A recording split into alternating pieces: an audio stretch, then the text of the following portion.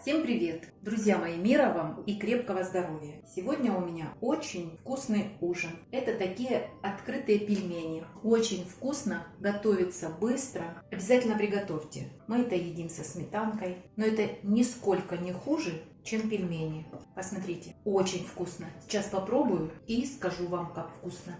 Космос! Обязательно надо готовить. Поехали!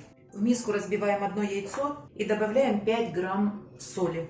Размешаю. Добавляю 150 грамм или миллилитров холодной воды из чайника. Ну, понятно, что вода кипяченая. И добавляю столовую ложку растительного масла рафинированного. Вот здесь у меня 350 грамм просеянной муки высшего сорта. Постепенно буду добавлять и замешивать тесто. Вначале венчиком, а потом перейду на лопатку, а далее буду замешивать руками. Друзья мои, вот здесь у меня столовая ложка муки. С ее помощью мы окончательно замесим тесто, а затем будем раскатывать готовые изделия. Друзья мои, тесто должно быть крутое. Если вам не хватило муки, а это зависит от муки, которой вы пользуетесь, и ее клейковины, и от размера яиц, то добавьте муки, начните добавлять с 1 чайной ложки. Тесто должно быть вот такое. Оно вот так лежит на столе и не расплывается. Убираю в пакет.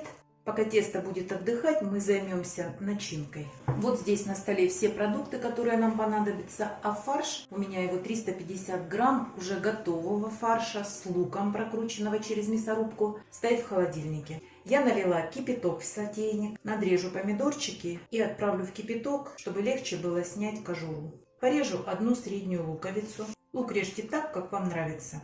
Морковь порежу фигурным ножом. Картофель также порежу фигурным ножом. Немного крупнее, чем морковь.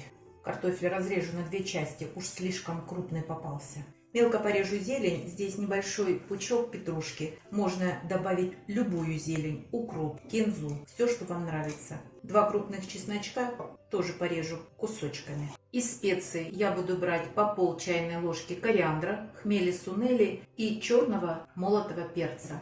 Конечно же, соль, немного сахара и в конце я добавляю кусочек сливочного масла для вкуса. Помидорки постояли, надо слить горячую воду и залить холодной. После этой процедуры помидорчики легко отдадут свою кожуру. Вырезаем вот эту белую часть.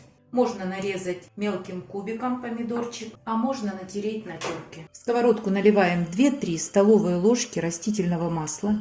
Масло раскалилось, забрасываем лук. Лук обжаривать буду в течение 2 минут. Он должен слегка зарумяниться. Лук слегка подрумянился, забрасываем морковь. Перемешиваем и даем ей подружиться с луком буквально 1,5-2 минуты. Следите, чтобы лук не подгорел. Все обжариваем на огне ниже среднего.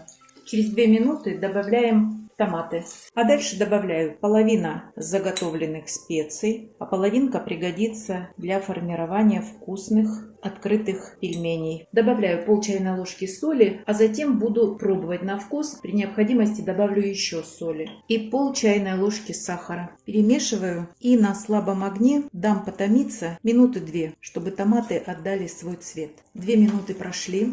Выкладываем чеснок. Наливаю 250 мл кипятка, даем закипеть и пробуем на вкус.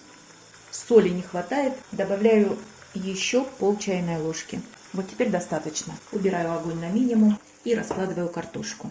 Закрою крышкой и на самом маленьком огне картошка будет вариться, а мы тем временем займемся мучными изделиями. За это время картошка немного сварится, потому что те открытые пельмени, которые сейчас мы будем готовить, готовятся в течение 10 минут, а картофель за 10 минут не сварится. Припыляем столешницу мукой. Если после пакета ваше тесто липнет, то сейчас оно перестанет приставать к рукам, потому что вы добавите муки. Разделим на 2 части и с помощью скалочки буду раскатывать в пласт толщиной примерно 2 мм. Стараемся тесту придать прямоугольную форму и желательно одинаковая толщина должна быть теста. Вот здесь у меня 350 грамм фарша. Здесь у меня смешанный фарш. А вы берите фарш тот, который вы употребляете. Можно курицу, можно индейку, можно говядину, можно баранину, можно свинину. Все, что вы едите. Когда я готовила фарш, я в фарш добавила лук. На полкилограмма фарша 150 грамм лука. Распределяйте, чтобы в каждом кусочке попадался фарш. Сверху присыпаем специями. Фарш у меня соленый. Если вы не солили фарш, сейчас можно добавить соли и немного зелени. И аккуратно заворачиваем рулетик. Обязательно защипываем край, переворачиваем на шов и растягиваем, чтобы диаметр был приблизительно одинаковый. А затем с помощью ножа будем резать на кусочки. И сейчас я буду их перекладывать в сковороду. Здесь вовсю кипит картофель. Сейчас я его перемешаю и попробую на вкус. Очень вкусно, а вы попробуйте, вам должно быть вкусно. И соль, и сахар должны ощущаться. Выкладываем наши улиточки. Закрою крышкой и буду готовить в течение 15-20 минут под крышкой на огне ниже среднего. Вот как вы видите, кипит до готовности картофеля. Как видите, вторая часть мне не пригодилась. Сейчас я раскатаю. Друзья мои, для сковороды диаметром 24 сантиметра хватает половина порции фарша и половина порции теста. Если вы будете готовить сразу в маленькой сковородке, то учитывайте это. Разделите порцию теста и порцию фарша пополам. Пока у меня ужин готовится, я сейчас сделаю заготовку. Распределяем остаток фарша. Фарша всего у меня было 350 грамм. И скатаем в рулетик. И обязательно защипываем края. Режем на кусочки. И вот эти заготовки отправлю в морозильную камеру. Буквально через 4 часа они заморозятся, шоковая заморозка. А затем переложу в пакет, и это будет заготовка для очередного блюда. Вы можете просто их отварить в соленой воде под крышкой в сковородке. Вы можете их в любой суп добавить. Ну, в общем, это просто очень вкусная и полезная заготовка. У меня прошло 20 минут. Определяем по готовности картофеля. Если картофель уже сварился, он мягкий, значит блюдо готово. Сверху присыпаем зеленью. Друзья мои, это очень вкусно, поверьте мне. Еще сейчас присыплю зеленью. А вы, друзья, не забывайте подписываться на наш с Петровичем канал. Пока-пока!